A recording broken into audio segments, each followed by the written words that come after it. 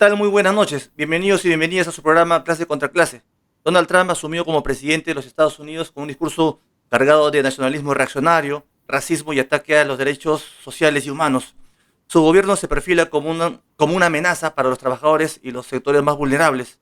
Además, no descartó recurrir a la fuerza para tomar el canal de Panamá y Groenlandia. Mientras tanto, también insistió en su deseo de convertir a Canadá en un estado más del imperio yanqui. Para abordar el tema, hoy contamos con el profesor Olmedo Beluche, quien es docente y sociólogo y autor de ensayos, de muchos libros también que son muy recomendables y también es miembro del Movimiento Popular Unificado en Panamá. Buenas noches, profesor Olmedo. ¿Cómo está? ¿Qué tal? Buenas noches, ¿qué tal, Kiki? No, muy bien, bien, profesor. Buenas noches. Y Aquí, qué bueno contar con usted para más, discutir un poco lo que sucedió, ¿no? Y con el ascenso de Trump y con los mensajes que ha tenido en esta semana, ¿no? ¿Qué impresiones te deja la asunción de mando y el mensaje de Trump? bueno, me da la impresión de que se trata de una iniciativa, como has puesto en el título, una ofensiva reaccionaria, pero que logra crear ilusiones en ciertos sectores importantes de la población norteamericana, en el sentido de que con las medidas que anuncia, él promete que América será grande otra vez, como dice su eslogan. Y para mucha gente, basado en el sentido común, creen que ciertamente lo que él promete les va a llevar a una vida mejor y va a volver a la prosperidad que Estados Unidos supuestamente tuvo en algún momento, y que esa prosperidad va a alcanzar a los sectores populares, a los trabajadores que han perdido con la globalización neoliberal muchas conquistas que tenían en los propios Estados Unidos. Por supuesto, como toda propuesta de derecha, él debe presentar un enemigo a combatir, y, y ese enemigo siempre es otro sector popular, otro sector social oprimido. Nunca es el corazón del sistema el responsable de la crisis económica y social en la que viven los trabajadores norteamericanos. Y en este caso su gran fantasma ha sido en política interna la migración. Los migrantes serían los culpables de toda la situación de debilidad de los Estados Unidos, y esa es la ofensiva interna. Y en el exterior, lo que ya en su primer mandato presentó, que es la dura lucha por el control económico del mundo con China, a la que ve como el enemigo a batir en la conquista de los mercados del mundo. Y eso es lo que tiene relación con lo que ha dicho sobre Panamá, con lo que ha dicho sobre Canadá, lo que ha dicho sobre Groenlandia y el Golfo de México. En el fondo es una adaptación de la doctrina Monroe al siglo XXI. Recordé, la doctrina Monroe la emitió el presidente James Monroe en 1823, cuando ya estaba casi finalizando la independencia de Hispanoamérica. Solo faltaba terminar la independencia del Perú y lo que hoy es Bolivia, y se había creado en Europa la Santa Alianza, es decir, una alianza de monarquías absolutistas que invadió España y amenazaba con retomar el control de las ex colonias españolas en América. Y entonces este presidente de Estados Unidos lanzó la consigna de América para los americanos, en el sentido de que americanos son ellos, y de que este es su coto exclusivo de movimiento, de explotación, de dominio por parte del naciente imperio norteamericano en ese momento. De entonces acá, Estados Unidos de una manera u otra ha hecho actualizaciones de esa doctrina en diversos momentos. Durante la principio del siglo XX, podríamos decir, fue la famosa doctrina de Theodore Roosevelt del gran gajote, es decir, habla despacio y ten un gran gajote en la mano. En la época de los años 30, la política de buen vecino de Franklin Delano Roosevelt. Y finalmente en la posguerra fue lo que se llamó la doctrina de seguridad nacional. En todas ellas, Estados Unidos ha tratado de actuar controlando a nuestros países, imponiendo gobiernos, saboteando o incluso promoviendo golpes de Estado de gobiernos que se salían de la línea y del control del imperialismo norteamericano. Y entonces lo que haría Trump ahora está planteando es una actualización de esa doctrina a los problemas que Estados Unidos tiene en este momento en el siglo XXI, según mi punto de vista. Claro, claro. Como usted menciona, tiene mucha razón, ¿no? Ahora, también últimamente Trump se ha pronunciado sobre el canal de Panamá. ¿Y cuáles son los argumentos que utiliza Trump para justificar su interés en el canal de Panamá? ¿Y cuál es la importancia del canal de Panamá en estos tiempos? Sí, Trump ha dicho unas sartas de mentiras que él sabe que son mentiras. Ha dicho principalmente que el canal está manejado por China, por los chinos, que a ellos les costó mucho construir el canal y que entonces habían tenido hasta 38.000 muertos norteamericanos en la construcción del canal. Y luego que el gobierno de Carter se lo había regalado a Panamá prácticamente, y que Panamá ha incumplido las promesas que le hizo a Carter en el Tratado de 1977 y demás. Esas expresiones son todas falsas. Él sabe muy bien que el canal está administrado por panameños desde el año 2000, desde el principio del siglo. En segundo lugar, él sabe muy bien que si bien la obra final de la construcción del canal que empezaron los franceses la termina el ejército norteamericano, la mano de obra fue fundamentalmente antillana, de todas las Antillas inglesas y francófonas, e incluso de América Latina. Y de los muertos que hubo durante la construcción del canal, que realmente fueron solamente, fueron bastante, 5.600, de norteamericanos propiamente solamente fueron 350. Todo lo demás, en su mayoría absoluta, eran trabajadores antillanos de Jamaica, de Guadalupe, de las islas del Caribe. Y entonces, y panameños, por supuesto. Luego lo que expresa al decir la falacia de que el canal está en manos de los chinos, él expresa un temor muy consciente. Él dice una mentira, pero es lo que él teme que pase. Y es justamente ahí donde él quiere actuar para bloquear la creciente influencia de capitales chinos en Panamá.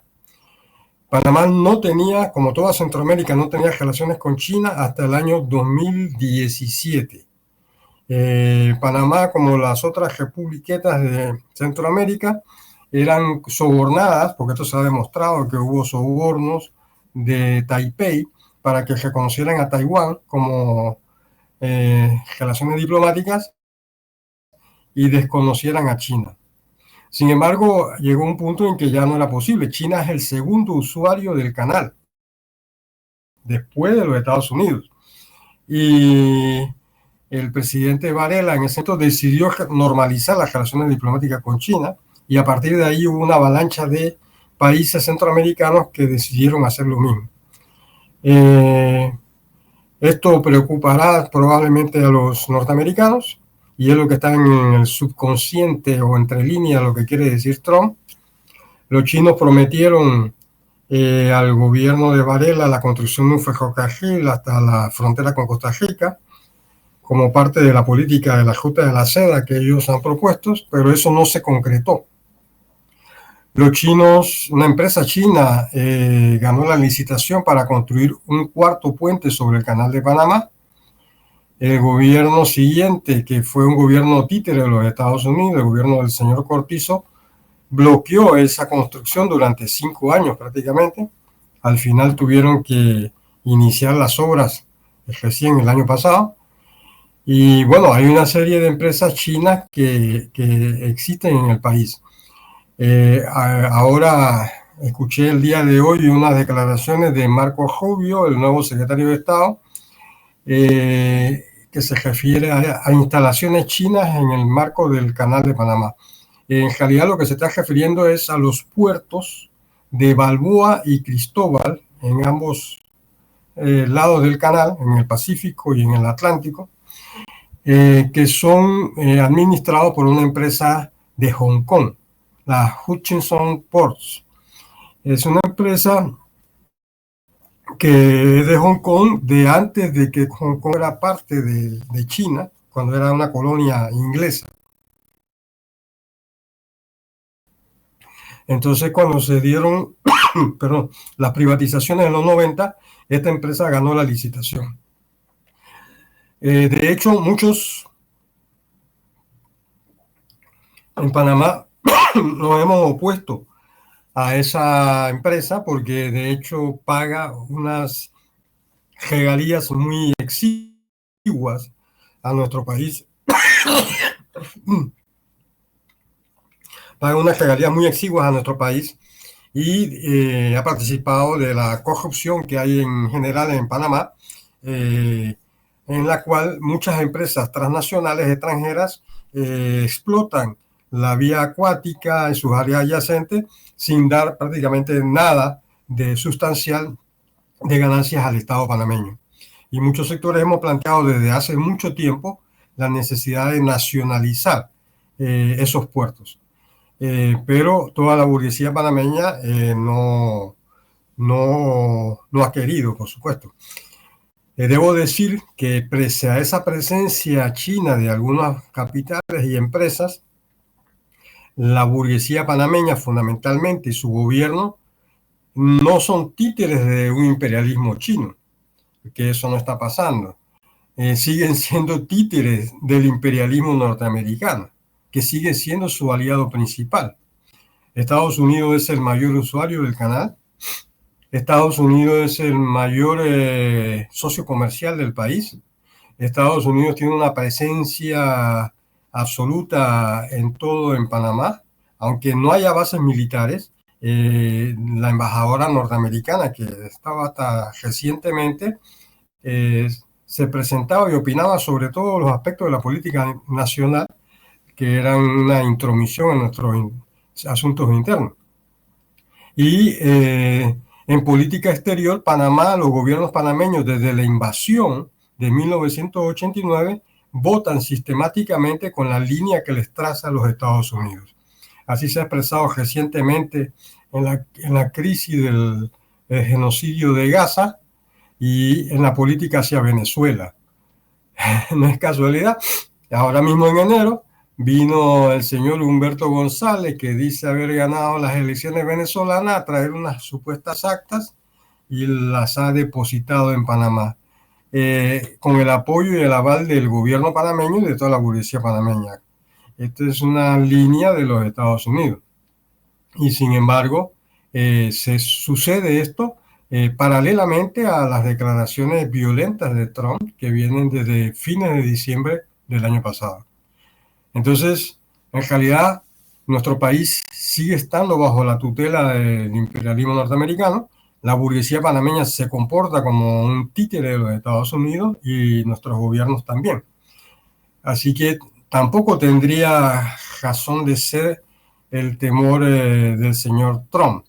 Por eso incluso él ha dejado un poco patidifusa a la burguesía panameña, porque siempre han sido aliados de los norteamericanos, siempre han sido dóciles corderos en manos de los Estados Unidos, y ahora les asombra pues que estas declaraciones tan amenazantes y violentas que ha lanzado el presidente de Estados Unidos.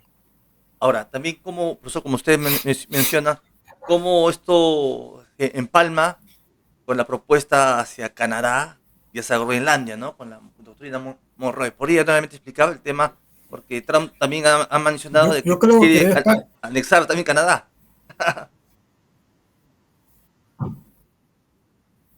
¿Aló? sí. Creo que tiene que ver con la política de la doctrina Monroe, en cierta manera, pero también de atender las debilidades de la política norteamericana en este momento. Con Canadá y México tiene ese tratado de libre comercio que él considera que supuestamente le produce un déficit comercial, que es lo que él pretende atacar. Por supuesto, si Canadá fuera un estado de los Estados Unidos, no habría el déficit comercial que tiene entre Estados Unidos y... Pero lo que hay que ver es que la globalización neoliberal que permitió el trasvase de muchas empresas a zonas limítrofes y extranjeras, incluso como México, donde la fuerza de trabajo cobra menos que en los Estados Unidos, fue una política lanzada por los capitales norteamericanos. Lo que pasa es que el sector que expresa Trump es como una reacción frente a esa globalización neoliberal. Como que, vamos a decir, esa fase se estaría terminando y volvemos a una especie de proteccionismo nuevamente. Y lo de Groenlandia tiene que ver también con eso y con la cuestión militar, porque le acerca mucho más en caso que tuviera misiles nucleares en Groenlandia, estaría mucho más cerca de Moscú que en suelo norteamericano. Aparte de que hay especulaciones del tema de que hay minerales sin explotar, que calculan que cuando se termine de deshielar el Ártico, van a ser motivo de explotación económica. Y igual para el Golfo de México, el cual cree que renombrándolo podrá apropiarse de las riquezas petroleras y minerales que tiene. Así que creo que es parte de esa política de intentar un avance reaccionario para responder a las debilidades de la economía norteamericana. Ahora, Yo creo que a la larga no lo va a conseguir porque el declive es objetivo. Estos son paliativos para intentar que el barco no termine de hundirse.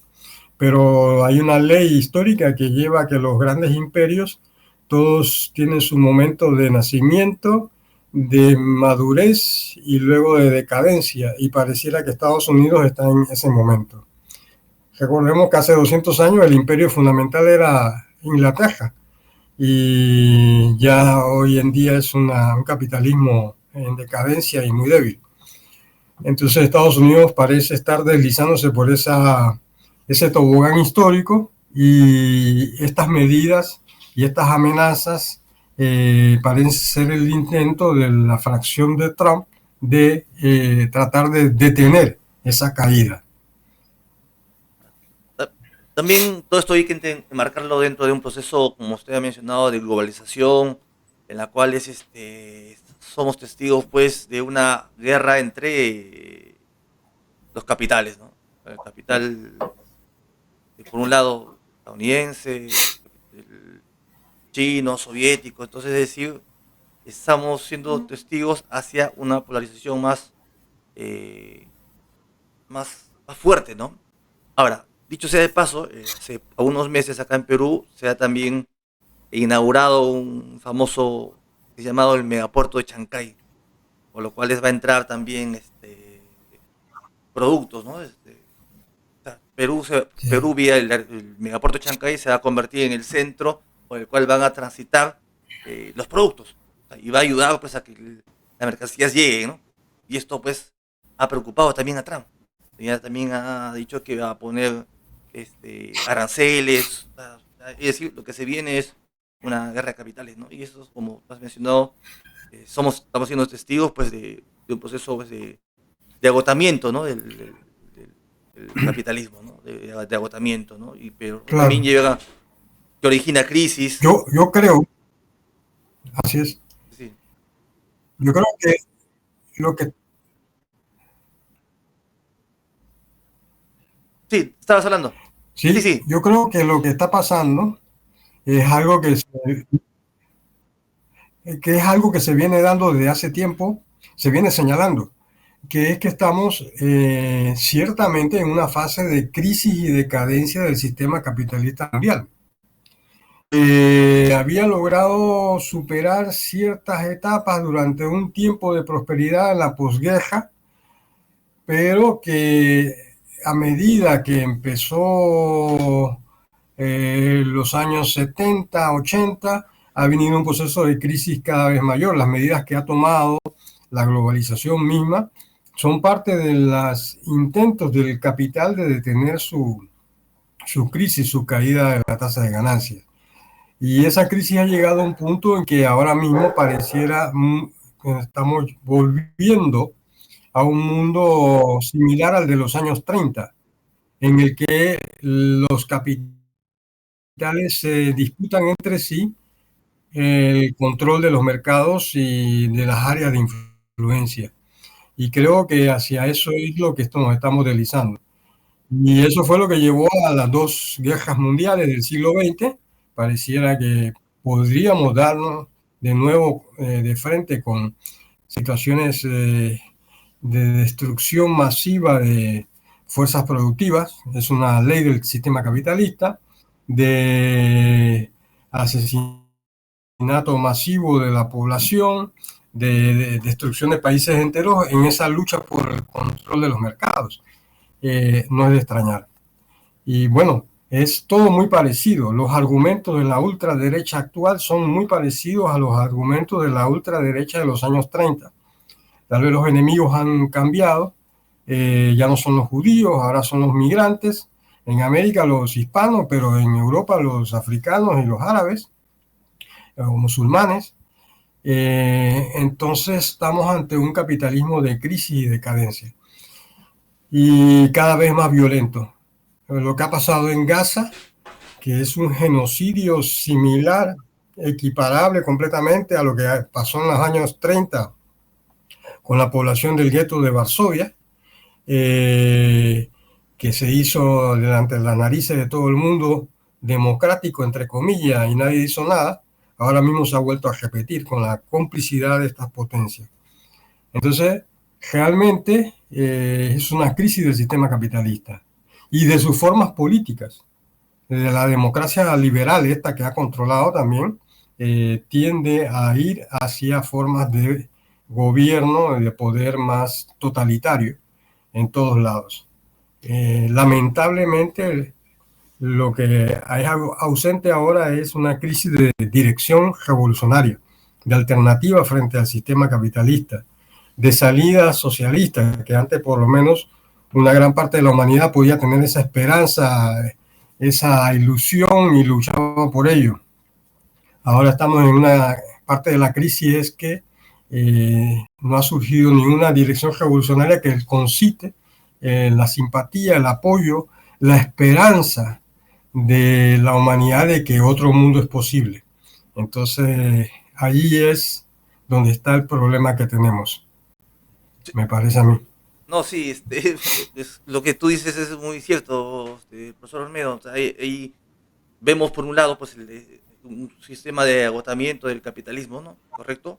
Ahora también se percibe que hay a su vez que los gobiernos de alguna manera progresistas tienen sus límites, sus limitaciones, ¿no? Sus limitaciones, y que muchas veces estas limitaciones terminan siendo ayudando o exacerbando estos ánimos para que surjan expresiones por la derecha, ¿no? Ahora, ¿cómo enfrentar a estas políticas de esta derecha reaccionaria, las políticas agresivas de Trump? Una es, como tú has mencionado, es buscando una alternativa, pero ¿qué más podemos hacer para enfrentar estas arremetidas? Por lo que se viene con Trump son lo que ha anunciado en los primeros días ya es tirado contra todos los derechos de los inmigrantes, de la diversidad sexual, contra las mujeres, ¿no? Y ha amenazado pues invadir, ¿no? Entonces, ¿cómo debemos enfrentar?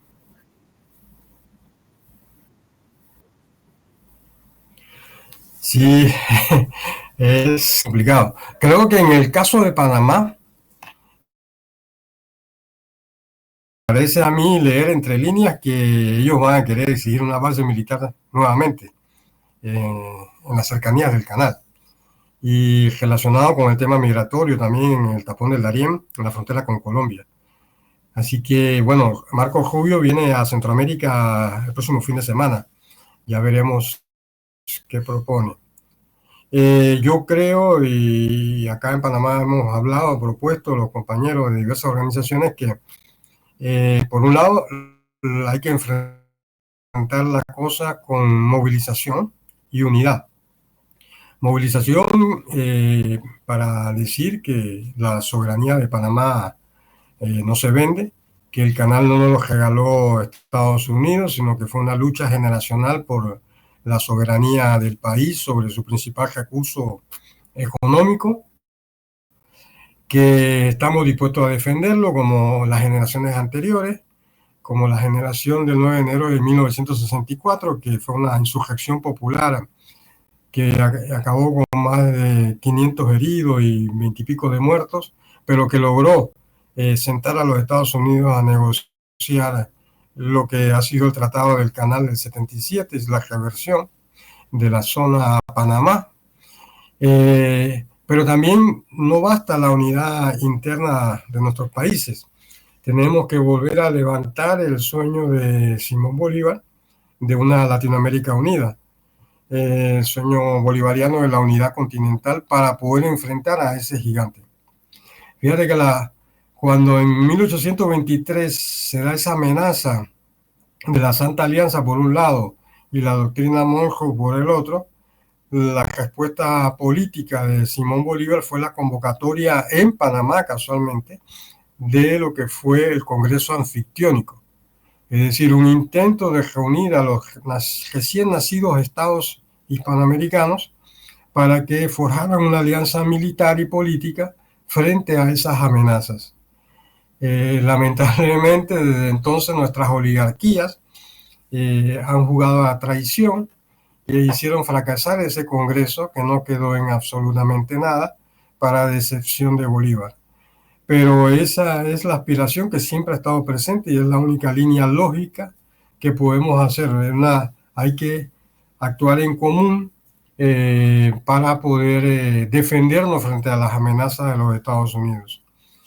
Una defensa tanto del Golfo de México como de la soberanía mexicana, como la de la panameña, la de Cuba y Venezuela, que son países que siguen sancionados.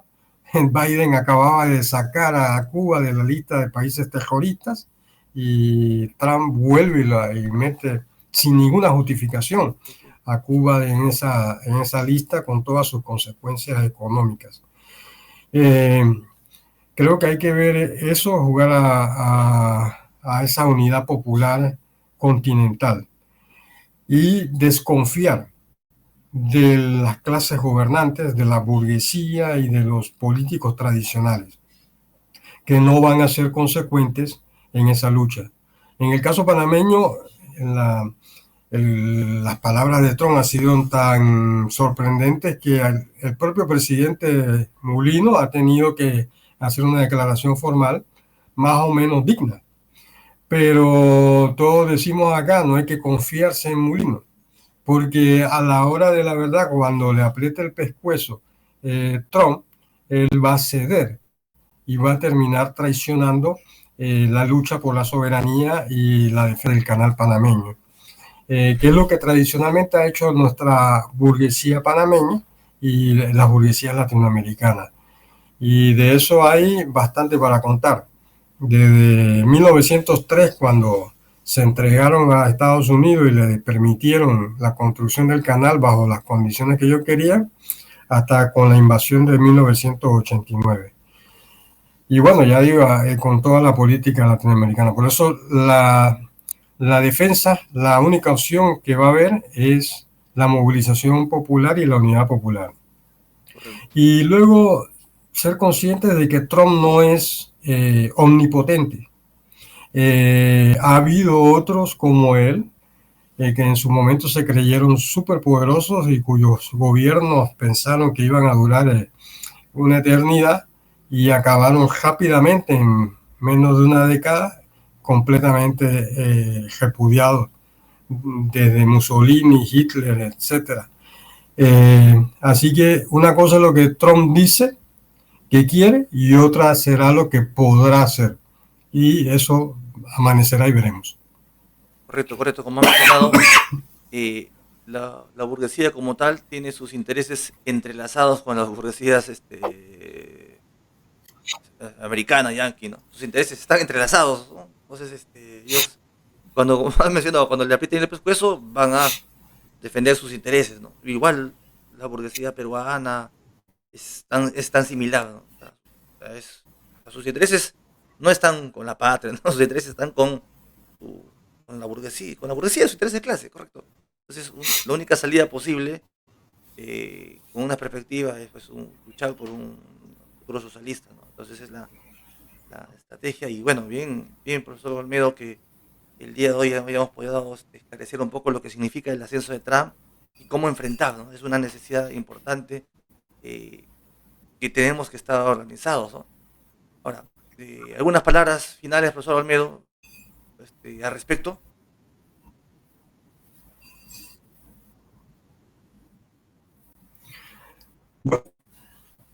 Bueno, te agradezco por esta posibilidad de intercambiar con ustedes, con el pueblo y los compañeros y compañeras de Perú, sobre esta nueva situación que estamos viviendo en Panamá, pero que va a afectar a todo el continente, a toda América Latina. Bueno, tenemos que seguir intercambiando ideas, pero también pensar en acciones y pronunciamientos comunes para tratar de enfrentar esta oleada reaccionaria, como has titulado tú en el anuncio de esta conversatorio. Y bueno, ya veremos lo que sucede. Mientras tanto, bueno, hay que aclarar mucho a la gente y conversar y difundir estas ideas, estas cosas para buscar la unidad y la movilización popular. Muchas gracias de nuevo. Bien, profesor Olmedo, muchas gracias a usted y por el día de hoy estar acompañándonos. Entonces yo te quiero invitar más adelante para seguir también analizando la coyuntura internacional y lo que viene pasando en Panamá. Y bueno, muchas gracias. Hasta la próxima. Muy agradecido.